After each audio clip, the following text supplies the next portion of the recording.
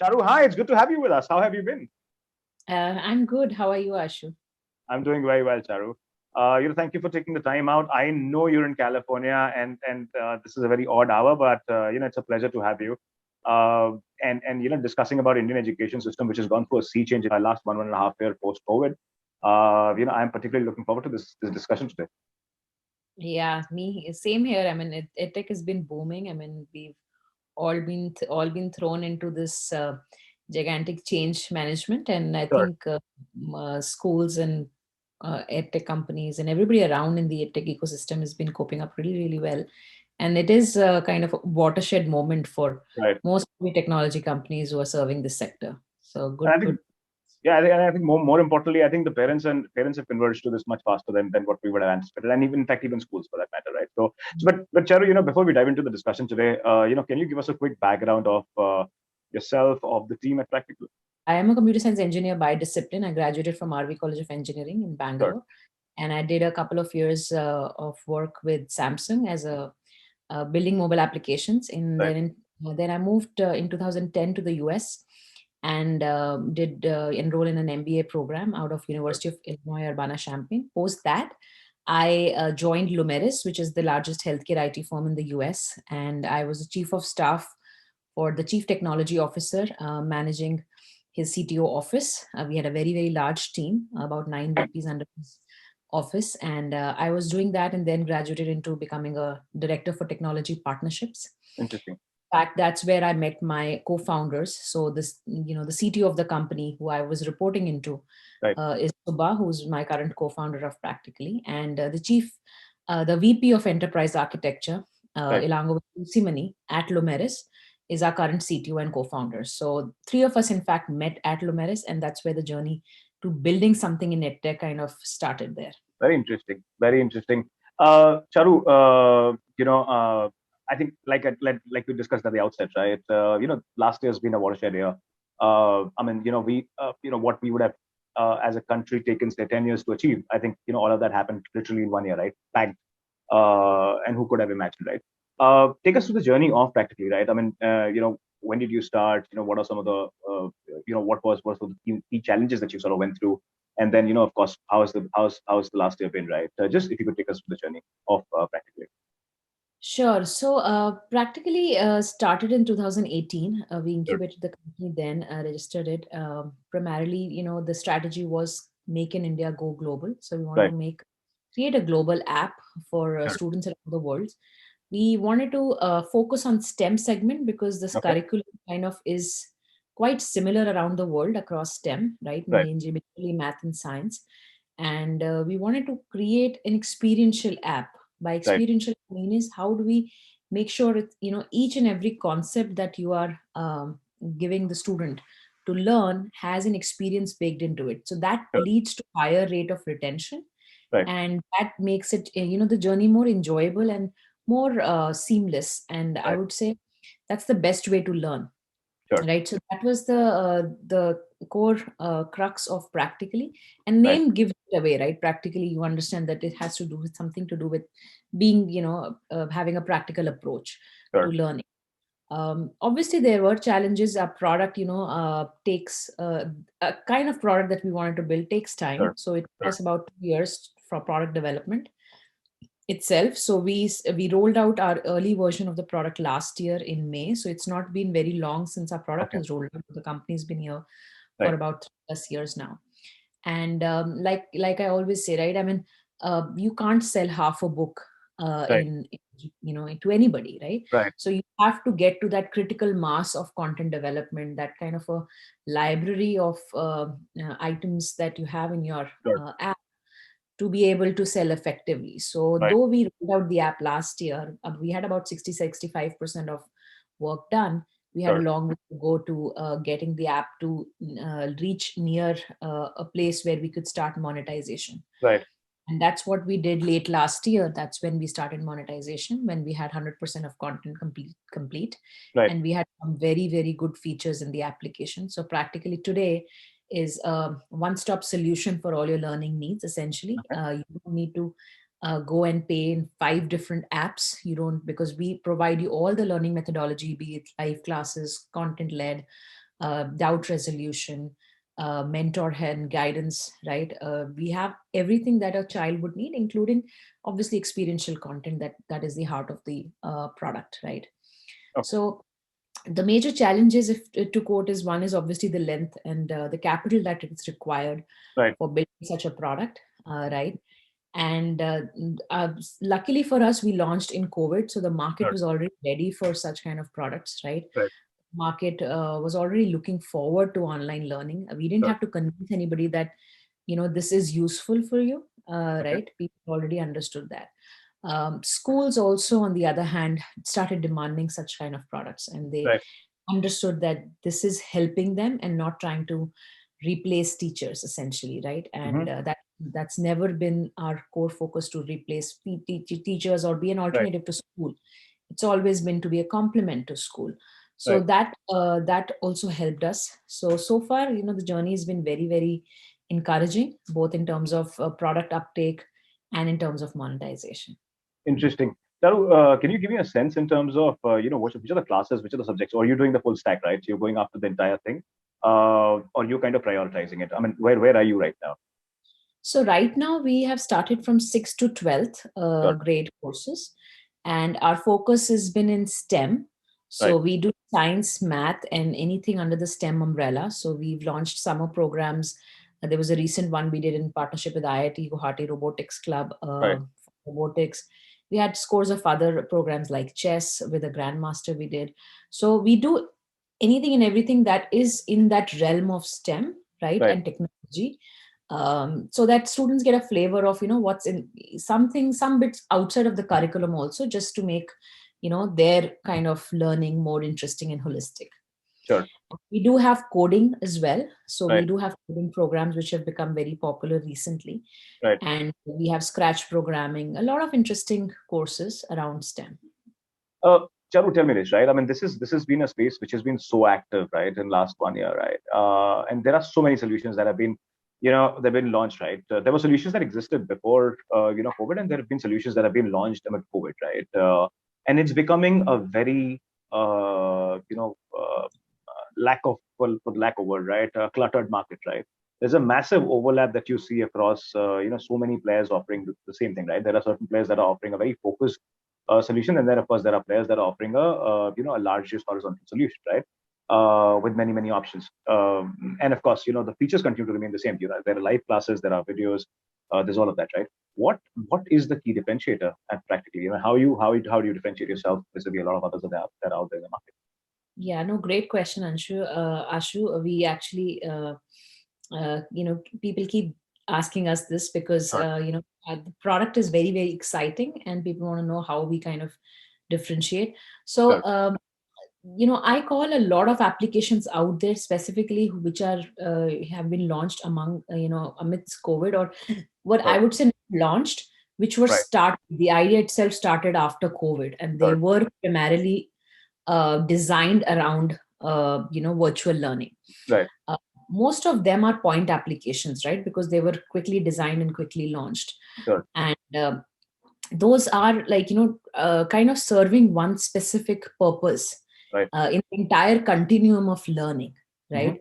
Either they're just assisting teachers to take online classes, Right. or they are only doing doubt resolution, or they're only doing perhaps workflow or assessment, right? Sure. Workflows or assessments, or doing some test prep, right? So they are very targeted.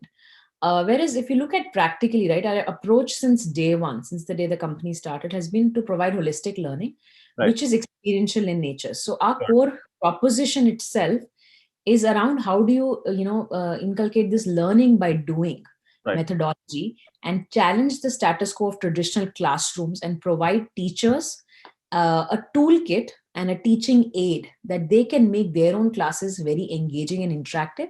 Right. At the same time, the student, if it doesn't come to us through the school channel, student also has enough value proposition in the product, so as to get really good experiential learning, have that stickiness for learning. Right. We only remember 20% of what we learn in a classroom, Uh-huh. right? Imagine the 80% is just just gone.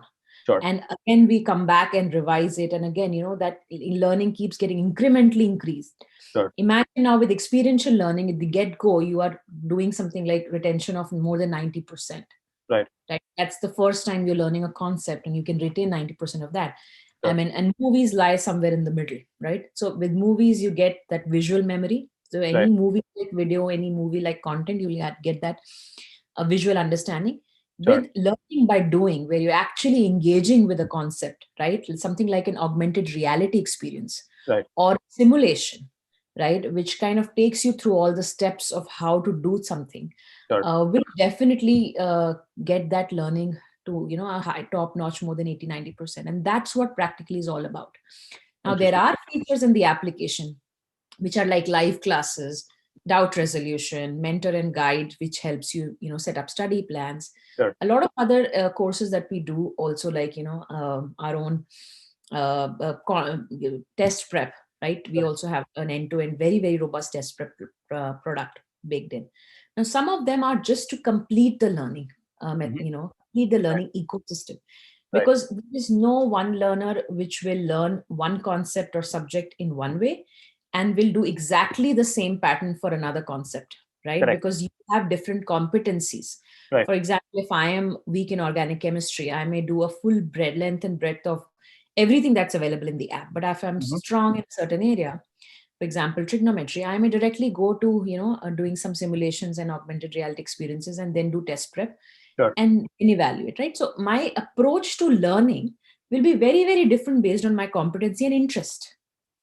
And that's what practically lets you explore within the application, though we provide you all the different methodologies, provide you with all the features and content. Very interesting. Charu, is it a correct assumption that you are, or let me put it this way, right? Are you a B2B first business, or are you a B2C business first, right? I mean, there are a lot of pieces that you've highlighted, but I think you've continued to highlight the role of the teacher, right? So, and essentially how you're complementing the current, education ecosystem, right? And the teacher to student interaction, right? So, is it a safe assumption, or would you want to talk about that? So you're right. See, we are a B2B2C player in a Okay. way. We have a practically school solution, Sure. which is free for schools, which is free for teachers. It's free for any school that wants to take advantage of the practically product suite.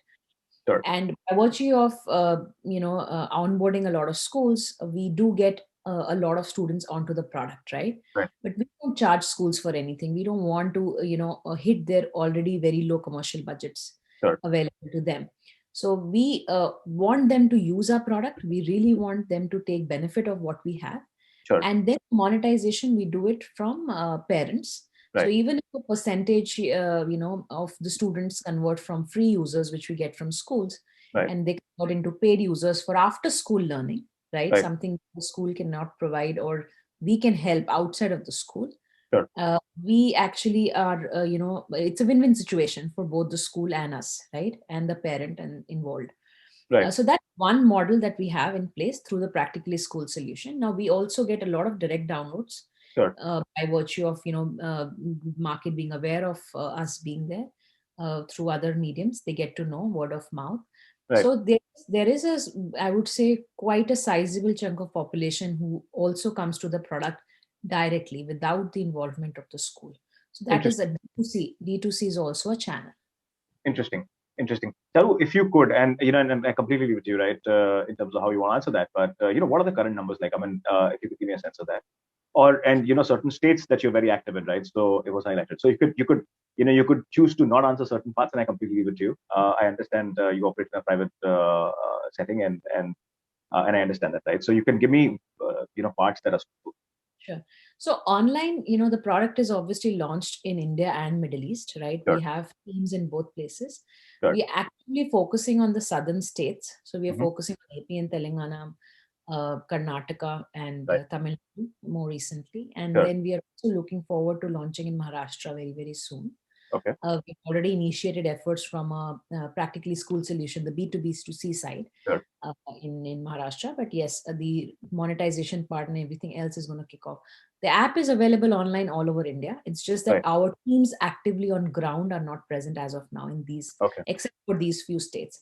Sure. In Middle East also, we have been operational from the last year onwards. This year we are going more aggressive in Middle East. It will be a kind of a game changer for us, bringing Right. international revenues into the company. Right. So we are expanding both in India and Middle East. At least for the next 12 months, we'll focus on these regions before stepping out into Southeast Asia, Africa, and other places. Interesting. Charu, I have a question on impact, right? So ever since, say, for example, a student, and I'm sure this is a key metric that as the co-founder and the leader in the business would track, right? What is the kind of impact that you've seen on the student, right? Once they've adopted a solution like practically, what is the kind of impact? What is the kind of change that you've seen, right, in terms of when they entered the system and from wherever, like a quarter, 2 quarters, how has the performance improved over this time? So we are actually doing a study on our own. In Okay. fact, we're in the middle of doing a study with practically non-practically users. Sure. Sure. But from the schools, what we understand is that the moment they start using practically, the learner gets engaged, and the Right. time spent on the system is almost 2x Sure. of any other product. Right. So that one metric that we are very encouraged with. We also know that from a content perspective, our content itself is very snackable. So Right. it's easy for the learner to kind of consume both in a classroom setting, because every video is 3 to 5 minutes long, which covers Sure. about 60 minutes of classroom teaching, Right. but itself is 3 to 5 minutes long, right? So that way our content is also consumed very highly, Right. and teachers love to consume our content. So that's another metric that we track, the teacher usage on the product, right? How great it is, what's the percentage of total usage that goes into content utilization. So that's also a very key metric for us. So it is definitely I would say there is a 2x improvement in terms of time spent on learning. And Right. I would say that this is primarily because student doesn't feel like they're studying. There's a Sure. difference between studying and Interesting. learning, right? So Right. it is very ubiquitous. Learning can be everywhere, and they just Right. don't feel that they're studying. It is Right. part of, it's like a game, it's like a Sure. simulation, Sure. it's an AR experience. They just don't feel like this is some studying, or this is the time that they're Right. spending. Right. So I think that's a relevant point that you highlighted. I think and given that that expanse in time, of course, and with kids the way they are, it's an important piece. It's a good reflection the way you put it, right? Charu, it's been a very very competitive landscape, right? Last year has been a very very competitive space, right? A lot of money's come into edutech businesses, and a lot of money has been spent on acquiring a customer, right?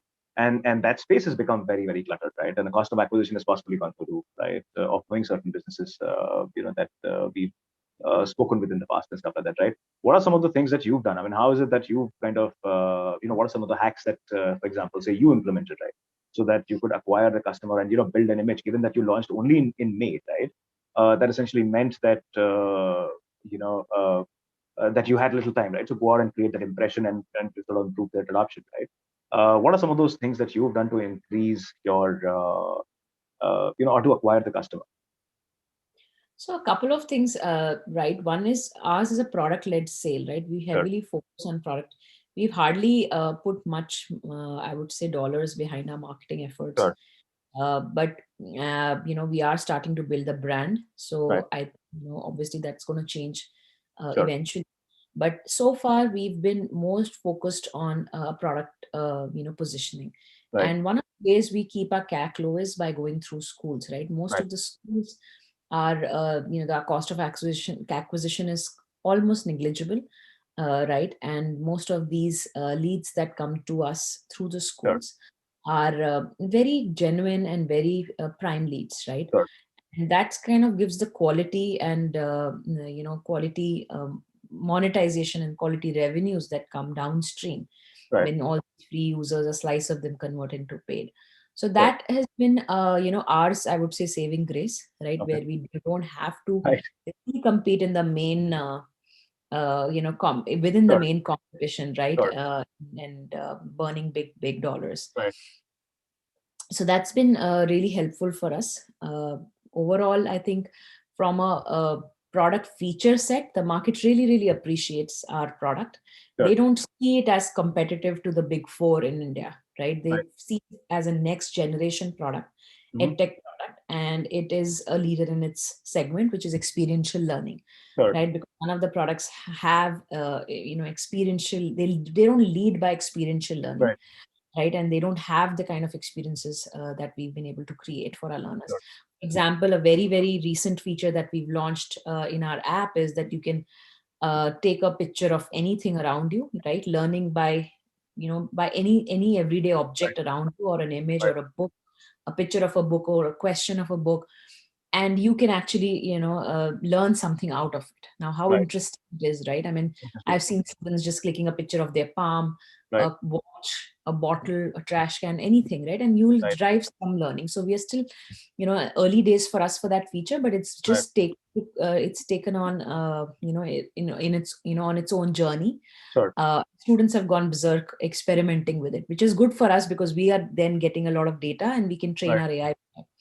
So those are the kind of things that we are doing. I call ourselves as a tech first Sure. company, right? Right. I mean, we are tech first, and then content and education and everything else that we Right. are doing comes into the foray. But if you see all the founders profiles also, we are very, very passionate about tech, Sure. and that's what we want to do. I Another think. comment I make is that Yeah. most companies are trying to digitize what's in Right. offline to online, Sure. right? We're essentially trying to recreate processes that were Right. done in offline with more, making them more efficient and putting Sure. them in online. But Sure. whereas practically his approach is not just to shift things from offline to online, right? Right. We want to really use technology to move the needle for learning itself, Right. right? We want to do things that you cannot do in offline, Sure. right? So those are the things that kind of differentiate the product even more. I think, Charu, I think one of the things that you mentioned in your point that you sort of made, in the last question, right? And I particularly like that. I think that's a very astute way of doing it, right? Which is, becoming an assistant of sorts, right? And I think that kind of a learning is going to create a very different kind of an engagement, right? And I think I kind of buy what you're saying, right? It just is a very strong reflection of how you're thinking about this entire product, right? And how do you sort of become relevant in the life of the student, right? And I think that's a fantastic approach that you've taken, right? So my question is, right, when you're talking about B2B distribution, right? Now, typically, at least in India, which is possibly your first market that you entered, right? The biggest of all challenges has been that, or say a B2B2C, right, is that there are too many decision makers, right, when you're approaching a school, right? It's not something which has been very, very savvy, right? For the longest time, edutech sector or edtech sector wasn't looked at largely because of this reason, because, you typically go to a school or a college. The sales cycle is so long, right? There are so many decision makers. There are so many interests that are vested, right? It becomes very difficult for a company to crack that as a market, right? And when I hear you, it's an approach that you've taken, right? Um, is this a conscious choice? I mean, have you been sure that this is something which will play out for you? What has been the motivation of choosing a B2B structure? While everybody else went B2C, right? Convincing a parent is much easier, right? So you kind of target and then you retarget and you retarget, fifth, sixth time, a parent is going to converge, at least they will sign up, which is more easy, right? Because the decision making is in the hand of one individual. In a B2B environment, it's a very, very difficult piece, right? So what's been the motivation of going B2B2C? I mean, I understand cost is what you highlighted, right? But a B2C would have been easier. Your comments. So B2C, one is B2C is, you require a lot of capital to burn, Sure. right? You have to educate the market that you Right. exist. Whereas B2B helps you do that organically. Sure. So we just made a very conscious choice. Obviously, cost is one that, we feel that it really optimizes. The second is we don't want to neglect that Right. sector, because that is a very, very large segment Sure. for us to do massive onboarding of students. Mhm. And, we want to sit with the teacher in the classroom as Right. opposed to sitting outside of the classroom. Sure. And that's a conscious choice we've made because we want every teacher to be the best teacher.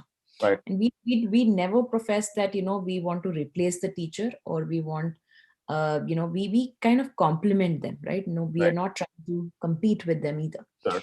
And we are the only, perhaps, the product that has been able to do that in the B2B segment.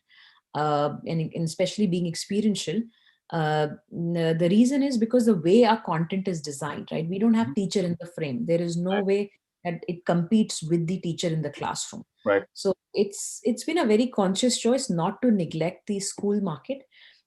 Because and then the other reason is that, the reason we've made our product free, Sure. absolutely free to schools and teachers worldwide, is that we don't want to have any barrier for entry Right. when we go to a school, right? And we want teachers to use our product. We want them, for example, I'll tell you Khan Academy, right? Right.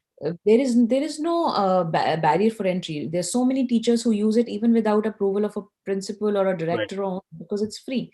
Right. Practically almost on the similar lines, right? Okay. Where any teacher who wants to use it, you don't necessarily need to go and have multiple layers of approvals or anything. You can just go to teach.practically.com, create an account, and start using the content in your regular online classes, or however. You Right. don't need to have that regulatory, any kind of a organizational approvals, Right. if but obviously in India, a lot of that is mandated by the admins and by the Yeah. staff.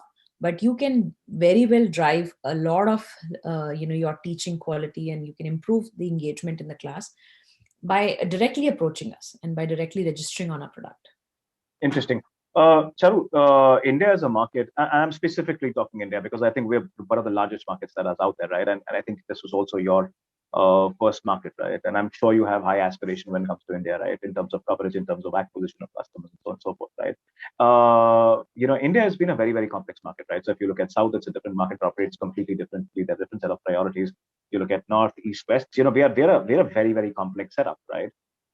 With a lot of languages, right? So what are your what's the play plan as far as that bit is concerned? As far as coverage in India is concerned, what's your play plan around that bit? So we definitely feel that vernacular, is a very, very strong market, right? In Sure. India, there is a big opportunity for us to localize our product and make it, I would say, more closer to home.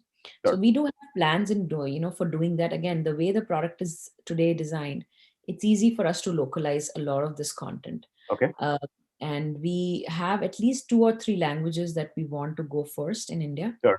which have more regional penetration, which have more regional demand, which we've seen over years.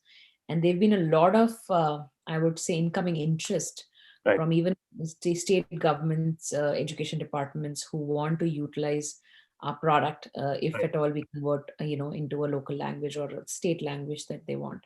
So Sure. there is definitely a strategy that we are going to go towards, this large market Interesting. after we localize the product.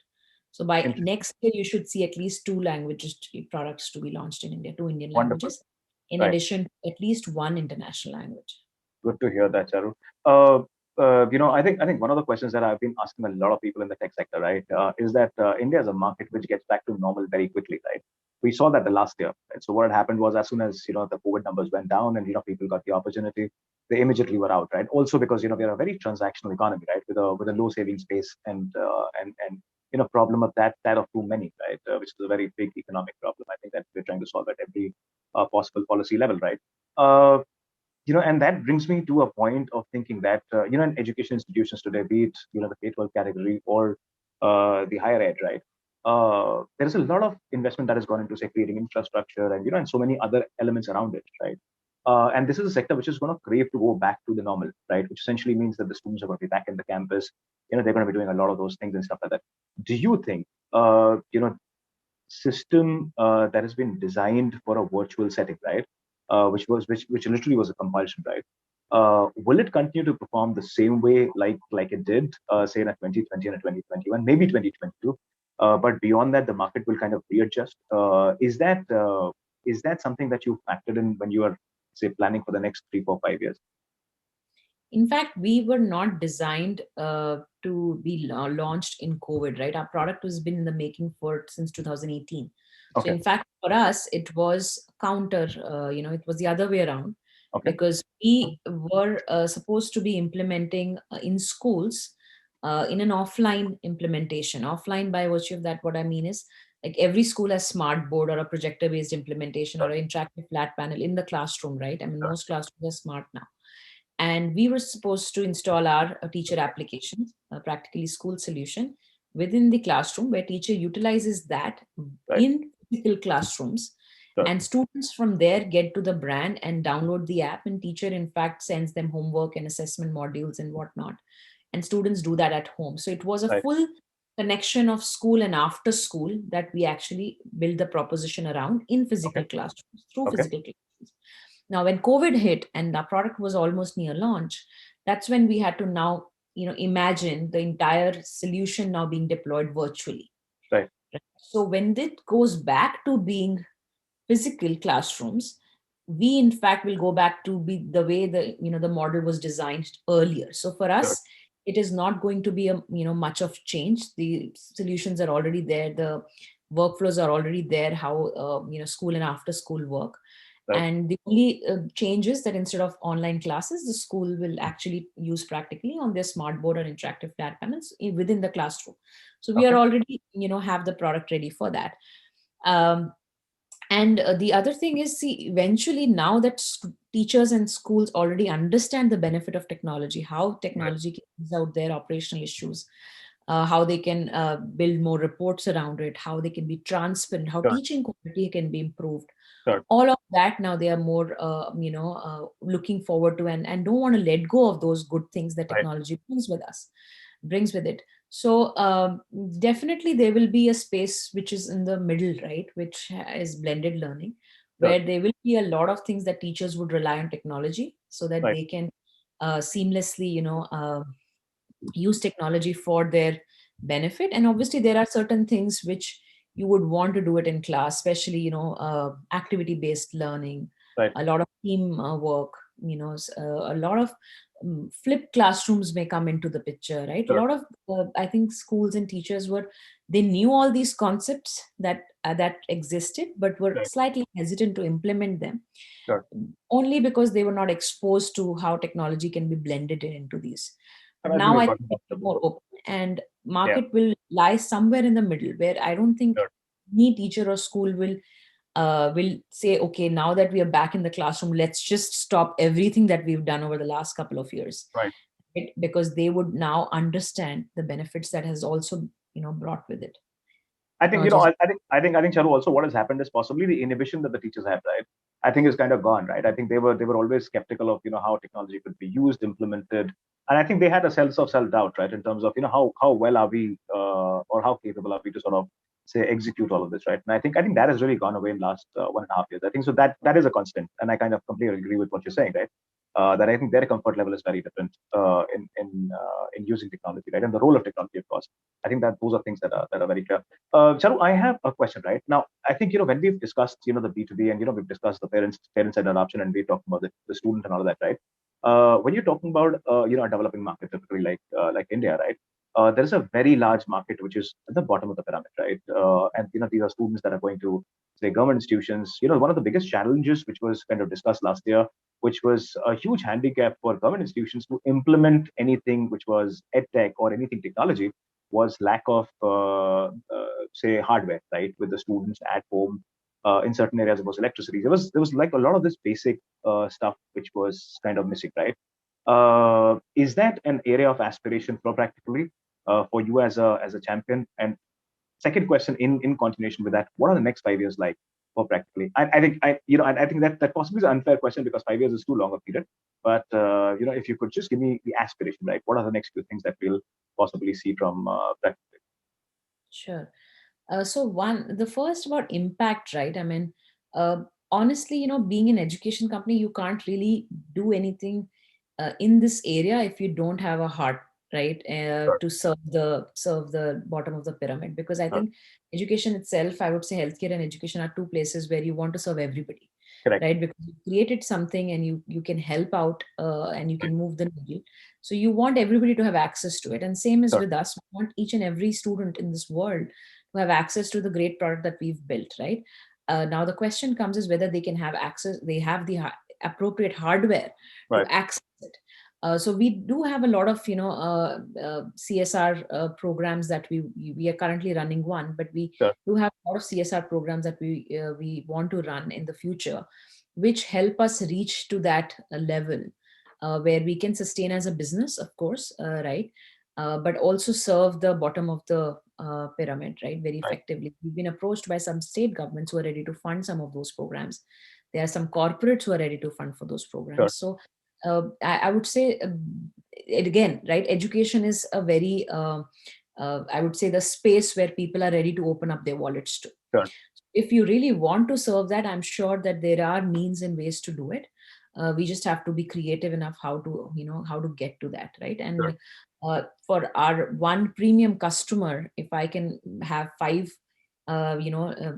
impact customers who can be served with that profit, I mean, we would be more than happy to do that. So right, we definitely have aspirations to do that. That's been on our radar. We've been having active conversations in that space.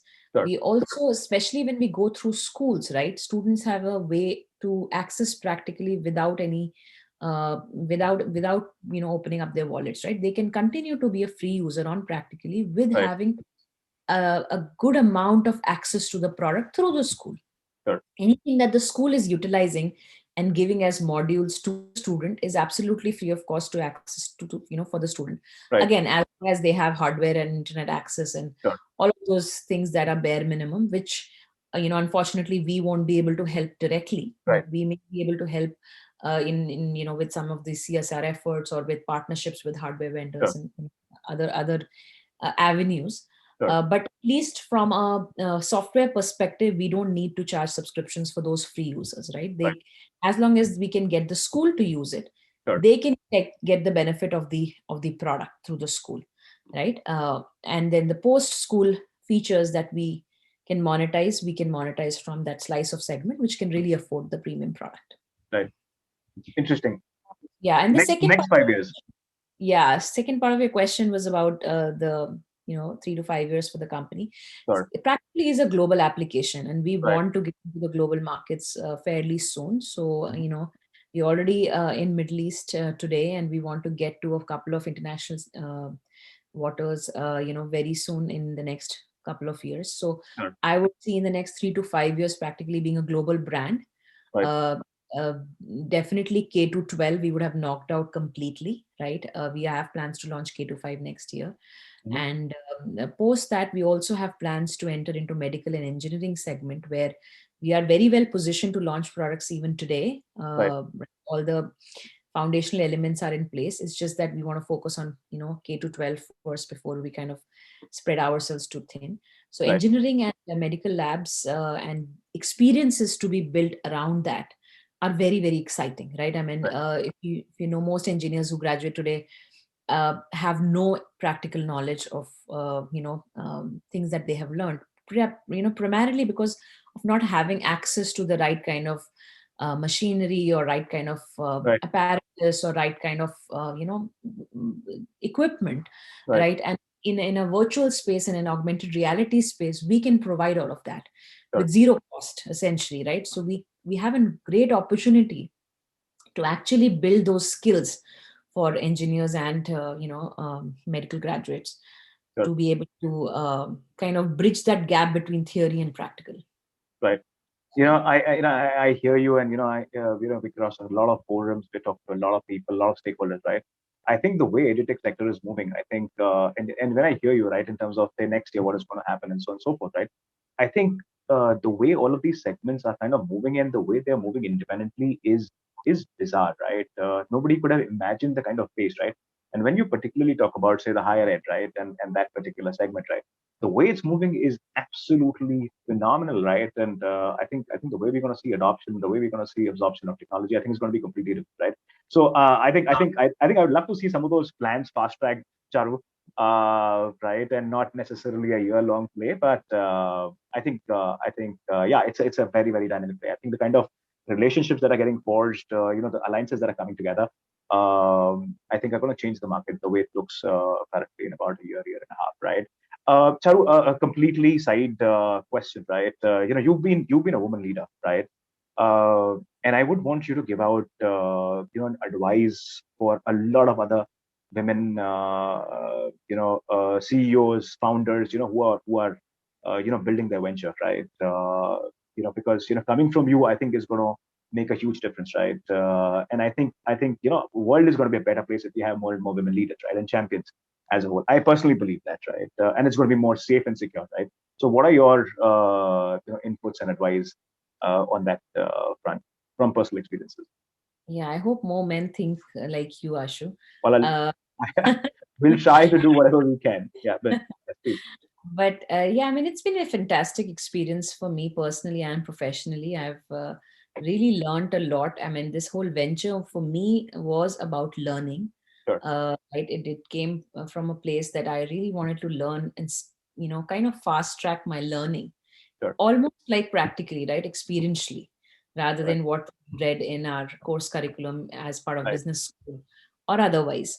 And it's really turned out to be a phenomenal journey of learning, right, right? And every day I still continue to learn and learn from my team, learn from people that we work with, outsourced vendors, uh, people like yourself that I meet, sure, right? I mean, all walks of life. I mean, which I would have never encountered in my regular working for a company, because I would right, have been cocooned into that domain expertise. sure, Right. So definitely, this is a very, very interesting journey for anybody, any women to take.